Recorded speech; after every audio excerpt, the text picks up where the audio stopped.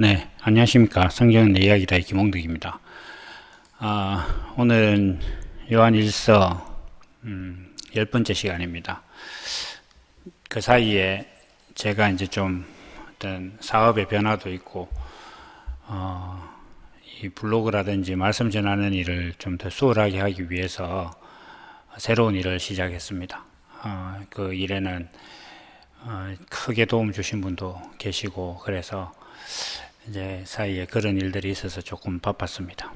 다행히 이제 그 일이 시작됨으로 인해서 이 말씀 파일이 주기적으로 이제 이전과 달리 거의 이렇게 좀 일정한 간격으로 잘 올라올 수 있을 것 같습니다. 그래서 많은 기대를 부탁드립니다.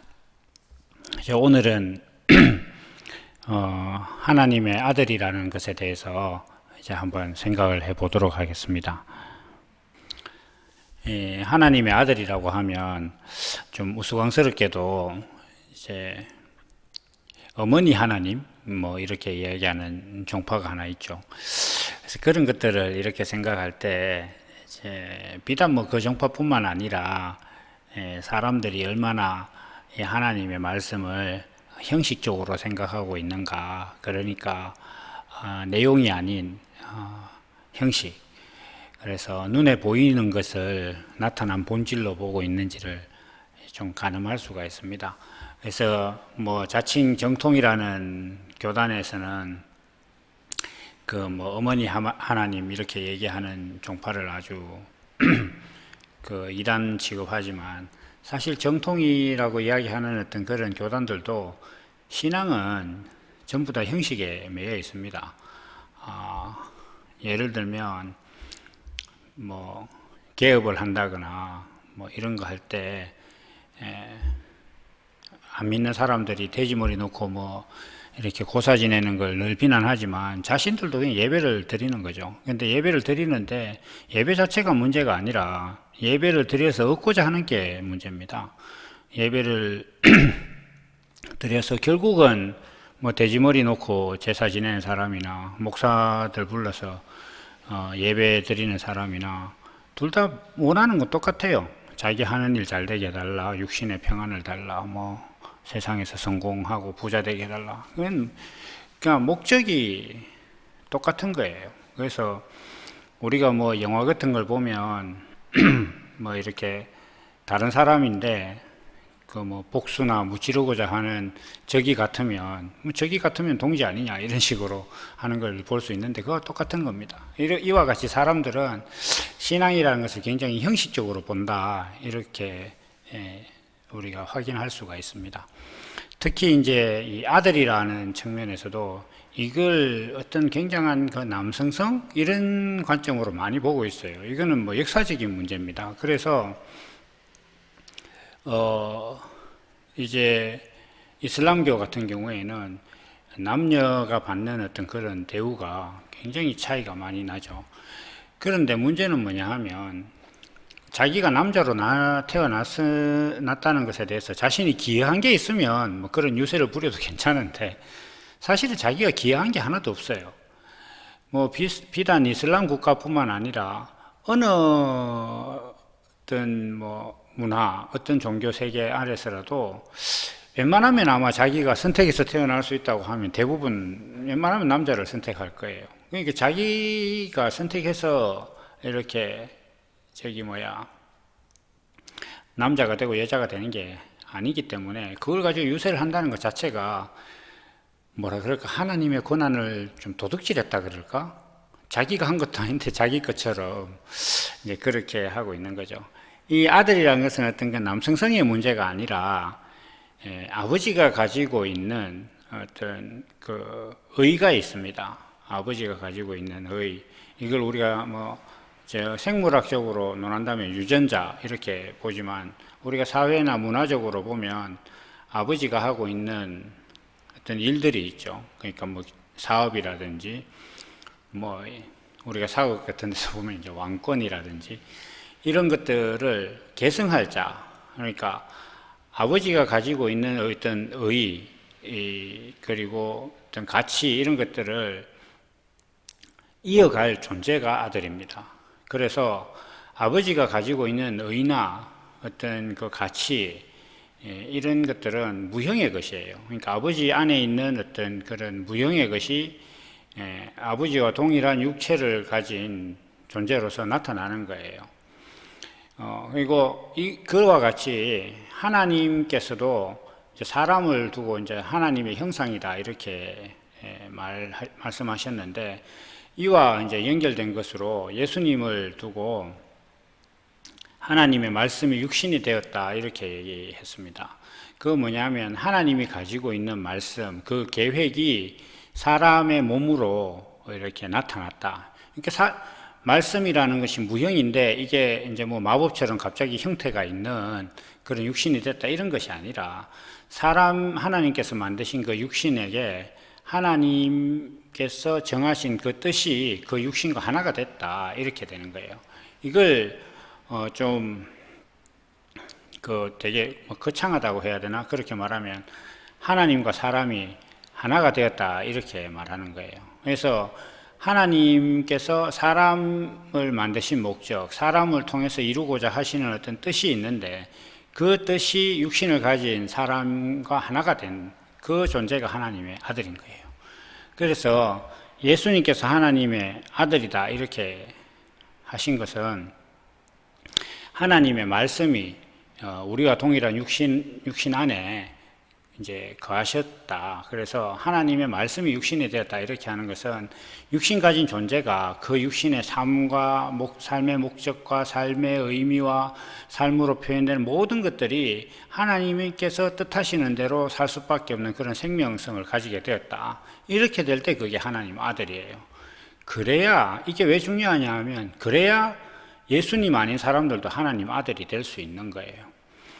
만약에 그 어떤 우리가 이야기하는 어떤 생물학적인 어떤 그런 생식에 의한 아들이라거나, 아니면 하나님의 영적인 어떤 기적이 있어서 뭐 동정녀 탄생처럼 이런 우리 육신을 가진 인생들은 절대로 범접할 수 없는 그런 방법으로만 하나님의 아들이 된다 그러면 오늘부터 성경 듣고 교회도 갈 필요 없고 하나님 믿을 필요가 없습니다. 그건 사람이 할 수 있는 일이 아니에요.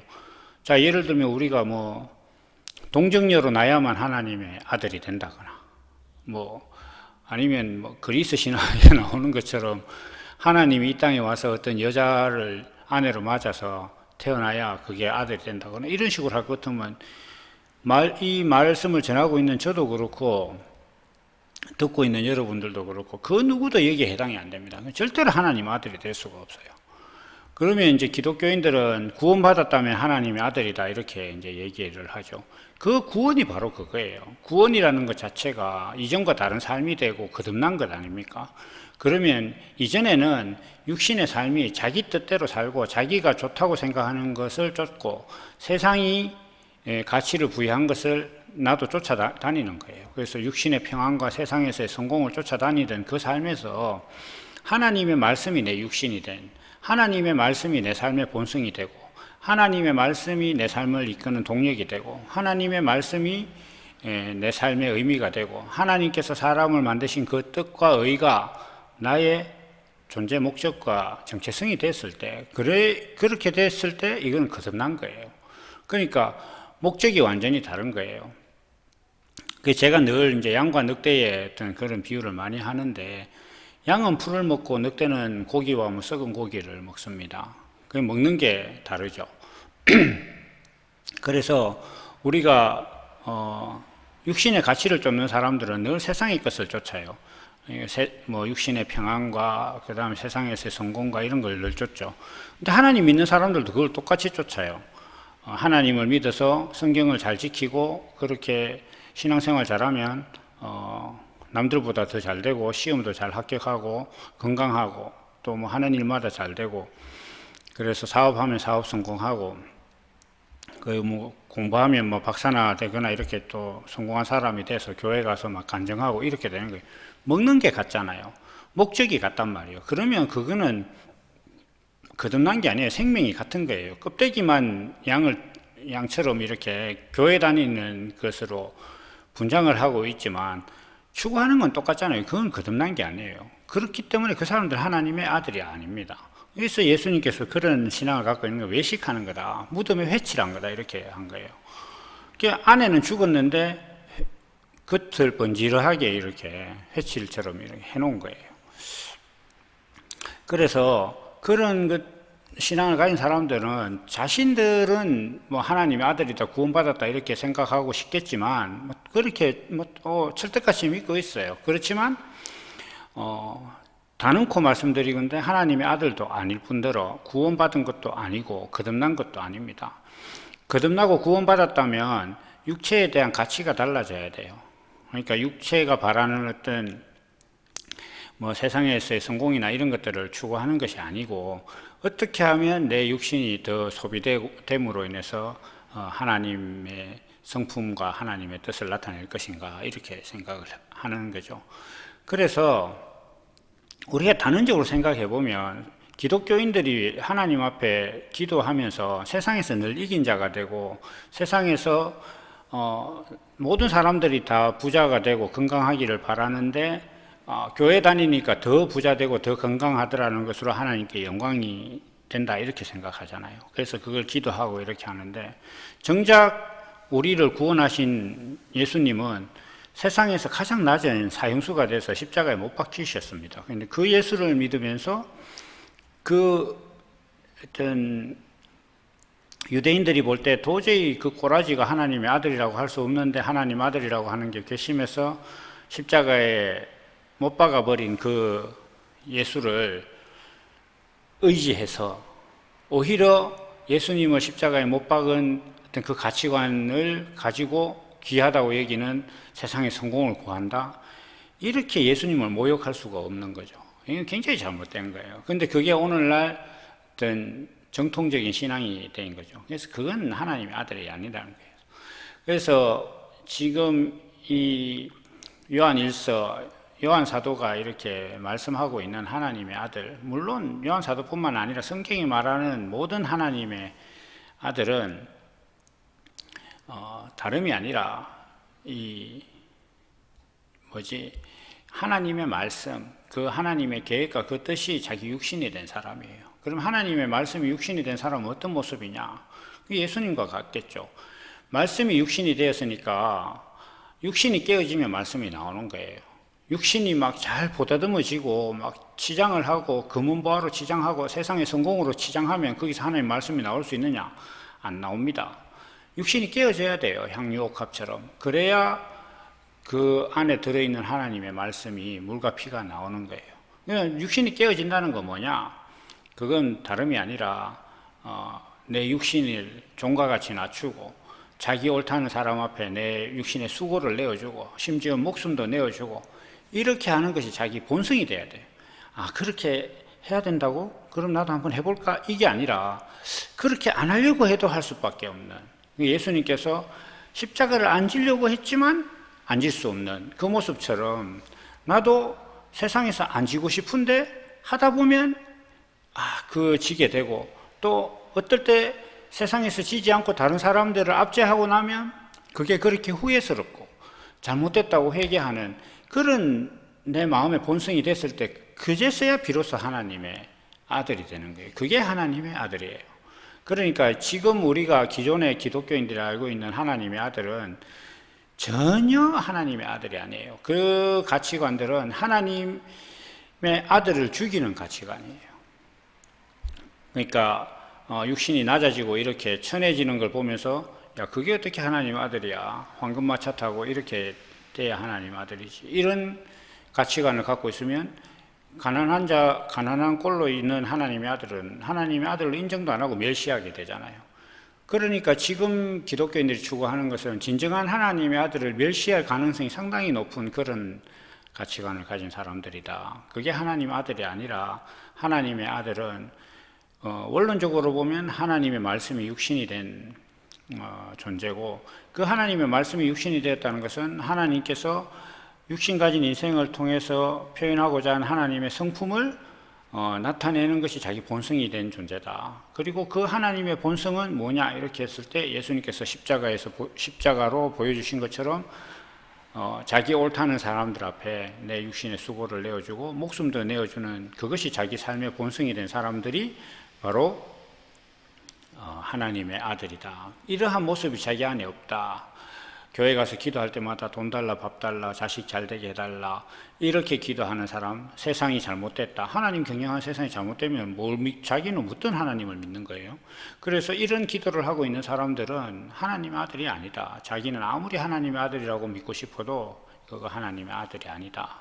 하나님의 아들에 대한 생각을 다시 해봐야 된다. 라는 말씀을 오늘 전하면서 오늘 요한일서 10번째 말씀을 마치도록 하겠습니다. 이상입니다. 또 다음 주 아마 특별한 일이 없으면 수요일쯤에 또 다시 만나도록 하겠습니다. 감사합니다.